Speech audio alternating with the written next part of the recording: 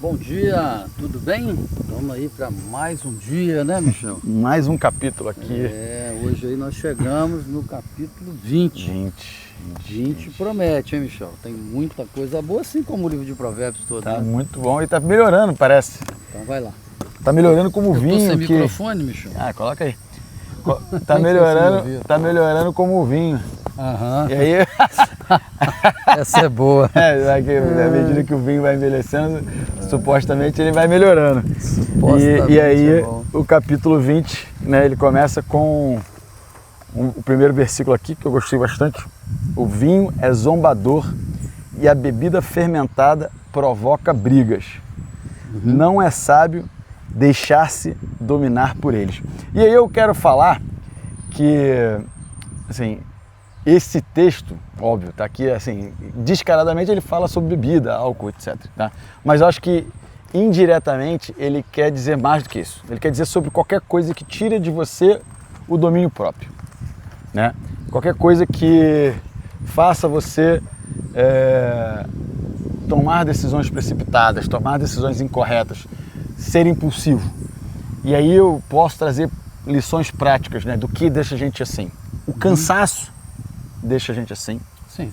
Né? As finanças deixam a gente assim. Certo. A soberba, né, assim, o excesso de confiança, o excesso de vaidade, excessos em si, eles contribuem para a gente tomar decisões incorretas. Embriaga você nessa vertente que você está indo. Exatamente. Né? Assunto. Eu quero dizer cansaço porque eu penso o seguinte, né? A gente, como pais, a gente, né, tem criação dos filhos, etc. E eu vejo muitos pais, né, criando um filho, 2 filhos, 3 filhos, independente do número. E eu percebo que muitas brigas ou muitos desentendimentos, muitos conflitos acontecem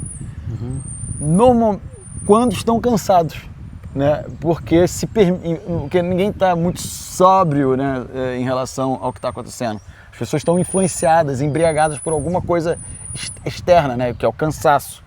E aí acaba não tendo o discernimento de tomar boas decisões, né? Acaba perdendo o controle de si. Certo. Eu queria aproveitar esse comentário seu aí, né? E aí vou pegar pelo lado prático, né? Prático não, pelo lado do texto em si mesmo, né? Falando sobre o vinho, eu quero falar sobre o vinho, né? O meu diz assim, a versão: o vinho é escarnecedor e a bebida forte alvoraçadora. Todo aquele que por eles é vencido não é sábio, né? O texto, quando fala aqui, ele está falando de bebida forte, de bebida alcoólica, está falando do vinho mesmo e de tantas outras bebidas que não existiam naquela época, né? Como, sei lá, o nome, tem um monte de bebida aí que eu nem sei o nome, né? Vodka, eu lembrei aqui agora, e tantas outras alcoólicas aí, né? E esse sentido de embriagar, eu fiz uma anotaçãozinha aqui, Michel, rapidinho, só pesquisei aqui, né? E aí diz assim, olha aqui, ó: consumo de álcool é um dos principais fatores de risco para a doença, violência, morte prematura, gerando um alto custo social, familiar e econômico, né? E a coisa assim é tão prejudicial que você vê nos anúncios, fala assim: beba com moderação. Se é uma coisa que você precisa ter alerta, não é melhor você se livrar disso do que... Só, você vai no perigo. Eu lembrei até de uma historinha, Michel, agora, que o cara foi o rei. O rei precisava de um súdito para dirigir a carruagem dele, né? Aí foram vários candidatos, aí o primeiro candidato, e aí? O rei perguntou: vem cá, tem os precipícios por onde a gente passa e tal? Como é que é? O que você pretende fazer para guiar? Não, rei, eu sou expert no negócio, eu consigo passar a 20 centímetros do precipício. Aí o rei falou: beleza. Aí veio um outro e tal: não, rei, eu com a minha habilidade, a minha perícia, eu consigo passar 5 centímetros do precipício. Aí veio um outro, né, e falou assim: rei, eu pretendo passar o mais longe do precipício que eu puder para manter a sua vida. Ou seja, quanto mais distância eu tiver, melhor, né, num determinado momento. Esse é um excelente, boa analogia. Eu não sabia onde você estava indo não, mas gostei. Entendeu? Então assim, cara, diante do que a gente vê de destaque, tem um monte de acidente de trânsito e tal. Eu trago de berço, né, de criação, um problema de ter tido um pai alcoólatra, né? Sim.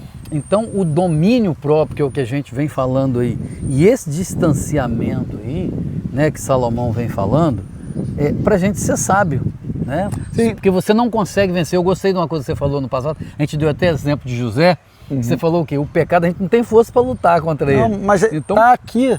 né? Então, quanto tá mais aqui longe... até uma maneira, assim, não com o mesmo... Novamente, acho que a sabedoria é você ler nas entrelinhas também, né? Isso, uhum. Por exemplo, a gente está falando aqui, a gente tá falando da bebida alcoólica, mas eu trouxe para outras questões com práticas certeza. de outros tipos de embriaguez. E aí o 3, ele fala assim, é uma honra dar fim a contendas, mas todos os insensatos envolvem-se nelas. Ou seja, aqui é sabedoria evitar conflito, é sabedoria evitar encerrar os conflitos, as contendas, entendeu? E aí você falou assim, é sabedoria evitar, no sentido de se afastar, de manter distância, né? Aqui tá falando de outra coisa, né? Tipo assim, o entendimento é que a pessoa que tem honra é uma honra, né, poder encerrar conflitos. Não tá falando de evitar, mas eu ainda vejo que é uma sabedoria evitar conflito, entendeu? Então, eu mesmo já fui uma pessoa que abusei muito do álcool, né? Até porque eu tenho uma tolerância para beber que me deixa, eu costumo dizer, eu bebo socialmente, né?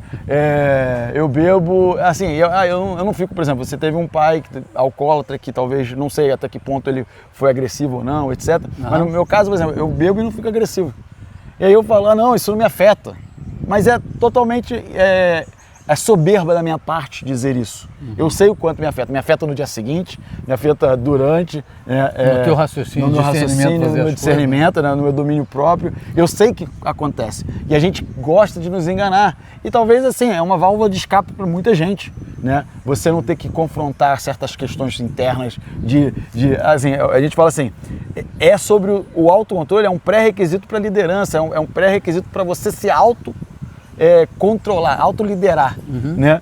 E aí eu fico pensando, né, a gente com o cansaço, com as questões financeiras, com todos os problemas que nós temos, de vez em quando consumir o álcool é você abrir mão desse controle, é abrir mão dessa necessidade de saber que você é o responsável pelos seus atos, pelas suas responsabilidades, pelas coisas que você tem domínio, né? No caso, a sua família, suas finanças, etc. E depois você culpa alguém, que a gente já falou sobre questão de terceirizar o problema, né? Botar a culpa em Deus, botar a culpa em Deus, botar a culpa em outra coisa. Foi na bebida. Tem muita gente que fala, eu fiz isso por causa da bebida. E é interessante isso que você falou, Michel. Acho que a gente falou isso em algum dia passado aí, mas olha como é que você, embriagado com o que você está falando, né, nas questões da vida, a pessoa vira e fala assim, Michel, não, eu mereço uma cervejinha, eu mereço um vinhozinho, quer dizer, eu mereço coisa que vai me tirar, que vai me... Entendeu? Como é que a gente, eu não sei, é muito assim, essa questão da sobriedade, né? Sim, então, eu fui essa pessoa, né? Então, tipo assim, eu consigo entender essa questão de você querer essa válvula de escape. Né? A pessoa que se contende, né? Com chegar no final do dia e para ela a coisa mais feliz da vida dela, o maior merecimento que ela tem é uma cervejinha. Será que ela está nivelando muito por baixo essas questões? Assim, novamente, aqui é um ambiente onde a gente está querendo expor o pensamento e fazer com que você busque a sua sabedoria. Ninguém está falando que você deve ou não fazer. Eu mesmo já fiz muito, hoje eu estou, né, com um compromisso de não beber álcool, já estou há mais de 3 meses sem beber, e aí, assim, uma decisão não só para a saúde, mas também para a minha espiritualidade. E eu entendo mas é gostoso, né? Eu saí com um amigo meu, né? Eu Adai e um amigo meu. E aí ele levou a gente para jantar, ele pediu lá um vinho, cara, um vinho de tipo R$2.000, um vinho de 2012. Cara, que vontade que eu fiquei. E novamente, mas é só um vinho, você vai degustar, etc. Normalmente, cada um vai tomar a decisão do que é. Até comecei esse assunto aqui falando que não era sobre álcool, era sobre outros tipos de embriaguez. Né? Cabe a reflexão e é importante que você faça essa conexão com esse pensamento. Tá bem? Tem alguma coisa aí? Eu tenho várias coisas aqui. E aí a gente falando disso aí, o versículo 6 diz assim, olha, muitos proclamam a sua própria benignidade, a sua própria bondade, mas o homem fidedigno, quem o alcançará? E aí, ele é engraçado que você toca nesse ponto, e no capítulo de 19 a gente falou sobre isso, né? Sobre o tolo, né? Que você leu, e você nunca é o tolo, né? Você é sempre o próximo. E ele levanta essa questão aqui, né? Nós sempre nos achamos o amigo fiel, o amigo que é bom e tal, mas quem determina isso? O problema é sempre do outro, né? A culpa é sempre do outro. Sim. E aí, juntando o 6, Michel, eu juntei com o 9. Eu também. Também? Sim, porque foram 2 perguntas. Eu falei, interessante. 2 perguntas aqui. Ele levantou isso. Então leu 9, eu li o 6. Quem poderá dizer, purifiquei o coração, estou livre do meu pecado? Quem? Aí eu lembrei o seguinte, a Bíblia diz que não há um justo sequer. Todos pecaram e todos foram destituídos da glória de Deus. Davi diz assim, em pecado me concebeu minha mãe. Eu queria só abrir um parênteses, Michel. Há pessoas que estão nos assistindo, e aqui, gente, a gente não está falando de religião A ou B, CNPJ, igreja, não é nada disso. A Bíblia diz, né, Davi disse assim, em pecado me concebeu minha mãe. Então a gente estava até começando esse dia, lembra? Sobre o pecado original. Há pessoas que acreditam que a criancinha que nasceu, né, não é pecadora, não tem pecado. Então, só esclarecendo uma coisa, se nasceu no mundo de pecado, é pecador. Agora, só uma diferença pra gente, ele não teve ainda atos pecaminosos. Se a gente pode colocar uma palavra aí que o professor Leandro Quadros gosta muito, que ele coloca, é pecadeiro, né? Eu sou pecadeiro, você fala de você, cada um pode dizer, mas a criança de 1 mês, 2 meses, ele ainda não é pecadeiro, ou seja, ele não tem disponibilidade nem condição de cometer o pecado. Mas ele já nasceu em pecado e carece também da morte de Jesus na cruz. Então isso é só pra gente... Então quando ele faz essa pergunta, quem pode dizer eu sou bom, eu sou limpo? Ninguém. Isso. E aí, continuando nessa linha de perguntas, né, vou pular pro 24. Vamos lá. Vai lá no 24. Né? 24. Que aí é uma coisa que talvez até prolongue muito. Os passos do homem 24. São dirigidos pelo Senhor. Como poderia alguém discernir o seu próprio caminho? Aí aqui é uma pergunta para mim, né, que estou lendo. Né? Se a gente está falando que eu posso fazer planos, que a gente está em busca da sabedoria, do discernimento, e o discernimento, lembra, a primeira frase lá no 1 é, o Senhor, como que fala mesmo? O Senhor é o discernimento? O temor do Senhor é o princípio da sabedoria? O temor do Senhor é o princípio da sabedoria. Então, por exemplo, então aí eu fico pensando aqui, como poderia alguém discernir seu próprio caminho? Porque se o Senhor os passos do homem são dirigidos pelo Senhor, como poderia alguém discernir seu próprio caminho? Aí eu pergunto, onde está o livre-arbítrio? Ou é para eu fazer uma reflexão, para eu tirar de mim a soberba de que eu estou no controle do meu caminho? E, assim, porque a gente já falou aqui, quem governa é o Senhor, é o Deus, né? Mas eu tenho que fazer planos, eu tenho que... tem aqui até outras coisas que falam assim, ó, se levante, né? Assim, o preguiçoso não ara a terra na estação própria, mas na época da colheita procure e não acha nada, né? Não ame o sono, senão você acabará ficando pobre. Fique desperto e terá alimento de sobra. É o 4 e o 13. Ou seja, ele fala pra gente se levantar e fazer alguma coisa. A gente não pode ficar sentado esperando que Deus... Nós temos um destino? Ah, tá. São perguntas, são perguntas. Não, mas tá meio que aqui. Então, vamos lá, nós vamos destrinchar isso aí. Deus, né? Deus vai abençoando a gente. Primeira coisa que diz aqui, os passos do homem são dirigidos pelo Senhor e tal. Quando Jesus esteve aqui na Terra, se você perguntasse assim, Senhor, quem é o caminho? O que ele dizia? Eu sou o caminho. Eu. Senhor, quem é a vida? O que ele dizia? Eu sou a vida. Eu. Se perguntasse, Senhor, quem é o leão da tribo de Judá? Eu. Senhor, quem é a água da vida? Eu. Quem é o sol da justiça? Eu. Então, o Deus maior, o Criador, o grande eu sou, é Ele. Então, em Deus não há contradição. Então, Deus sabe tudo e é tudo. Entendeu? Então, aqui, quando dá essa contradição aqui, né, os passos do homem são dirigidos pelo Senhor. Como, pois, poderá o homem entender o seu caminho? Então, vamos lá. Então, Deus é tudo. Quando você pergunta para mim, quem é você, Daniel? Eu vou te falar uma coisa hoje. Amanhã, quando você perguntar, eu falo outra. Depois da manhã, é outra. A gente está sempre né, mudando, e se Deus permitir, a gente vai sempre mudar para melhor. Tá certo? Quando Pedro estava com o Senhor Jesus andando na beira da praia, Jesus falou assim: vem cá, quem que eles estão dizendo por aí? Pedro falou assim: né?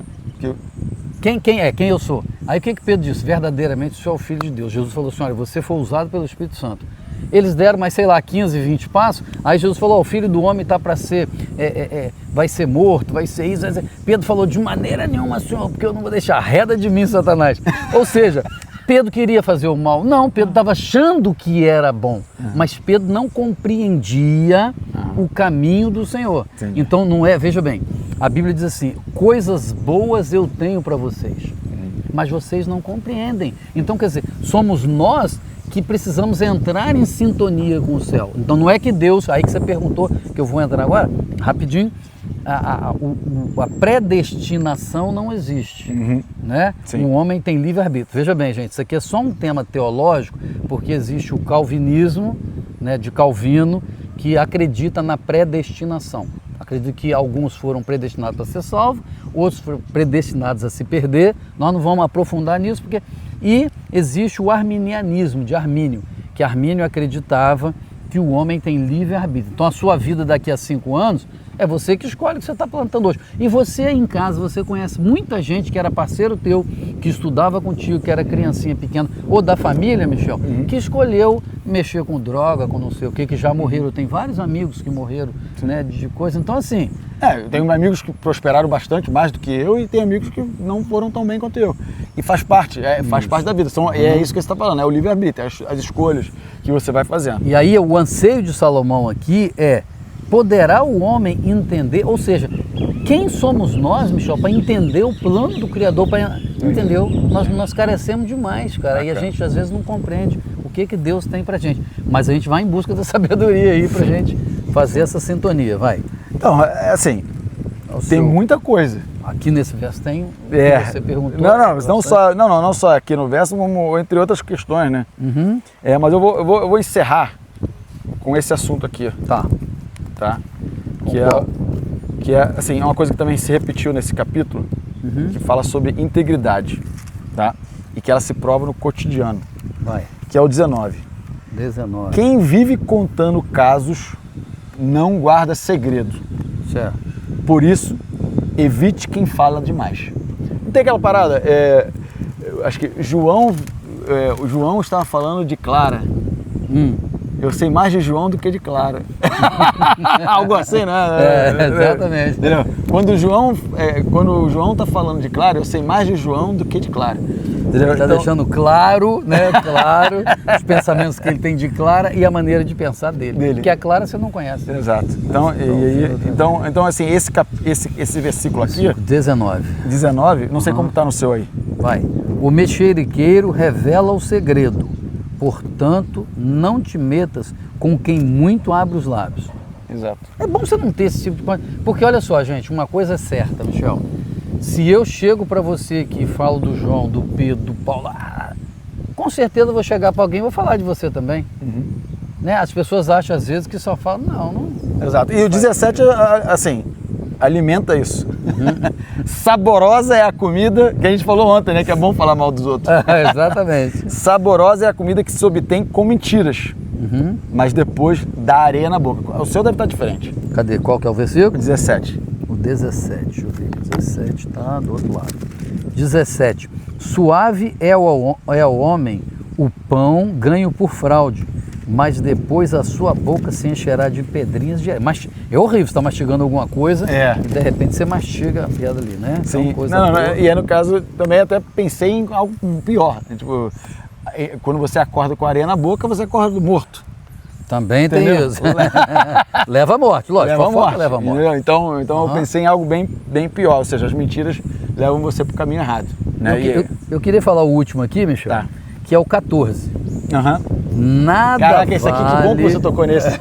Esse aqui é ótimo, porque esse aqui é prático para quem está me assistindo, que trabalha comigo, né? Que eu sou auditor, gestão empresarial, gestão, né, de comercial de empresas, etc.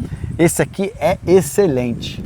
Então lê aí. Não, você fala. Nada vale, diz o comprador. Né? mas indo-se, então se gaba. Chego aqui na frente, Michel, essa Bíblia aqui você quer quanto, né? Você está querendo vender? Eu quero 10. Não, Michel, essa Bíblia aí, cara, não, essa capa não vale nada, não. Você queria 10? Te dou 5. O Michel precisando, veja bem, precisando, estou sendo ordinário com ele, porque ele está numa situação ruim, precisando, e eu me aproveito disso. Pego, chego lá na frente, já eu indo, né? Depois você fala, eu chego, rapaz, consegui um negoção, cara, essa Bíblia vale 20, ele queria 10 e eu dei 5. Eu me dei bem. Né? Muito. Vai lá, é isso não, aí. é isso. Não, e no mundo dos negócios. No mundo dos negócios, isso acontece com bastante frequência, onde a pessoa se gaba. E eu acho que quando faz esse tipo de acordo, você só faz uma vez. É que já tocamos lá num capítulo bem antigo falando Sim. isso. Que o meu ponto de vista o ganha-ganha é a melhor maneira de você perpetuar o seu negócio, perpetuar os relacionamentos, né? Então, você tem que procurar, sempre eu falo, que o preço não é o que tem que ser dito primeiro. Você primeiro tem que pensar no qual é a necessidade do seu cliente, o que ele está buscando. Tudo bem que no final a pessoa quer preço, né? Todo mundo quer o melhor preço, mas o melhor preço relacionado ao quê? Relacionado à qualidade do produto. Por exemplo, não adianta nada você colocar, você está construindo uma casa, está construindo um hospital e você colocar o pior material possível, entendeu? Tem que ser material inflamável, entendeu? Que não queime tão rápido, etc. Tem um monte de questões que vai não ter... inflamável. Não né? inflamável, entendeu? Então, tipo assim, então você tem que pensar no todo, né? Na necessidade completa, não em simples, menor preço, menor qualidade, etc. Então, eu até notei aqui, Michel, antigamente tinha uma propaganda que era de um cigarro, gente. Cigarro Vila Rica. Não me esqueço, eu era criança, a propaganda dizia assim, tinha o Gerson, jogador de futebol, e a temática do negócio, quem lembra disso aí, era leve vantagem você também. Aí o pessoal quando fala assim, essa é a lei do Gerson, é a lei de levar vantagem. Então o brasileiro tem muito a lei do Gerson, eu querer levar vantagem sobre você. Isso não é ser sábio, isso não é prudente, não é legal, não vem de Deus, porque se você tem que amar o seu próximo como a si mesmo, é você pagar o preço justo, assim como nos negócios, salário das pessoas que trabalham e etc. Às vezes você até pode, Michel, um exemplo, sei lá, né, a pessoa é milionária e tal, e se contenta em pagar a um trabalhador, um colaborador dele, qual ele devia ter carinho, um salário mínimo. Aí você tem dinheiro para pagar. Não, porque é o salário do Brasil. Não sei se a justiça é só para a gente pensar, igual você fala aí. É uma reflexão. É para a gente refletir. Sim. Beleza? Ótimo. Tem vários outros aqui, mas eu vou deixar para outra oportunidade. Não. Deixa eu ver, botei alguma pergunta? Vê lá se você botou. Não botei nenhuma pergunta, não. Não botei nenhuma pergunta aqui. Então tá. Beleza? Era isso. Obrigado. Um abraço, até o próximo. Até o próximo.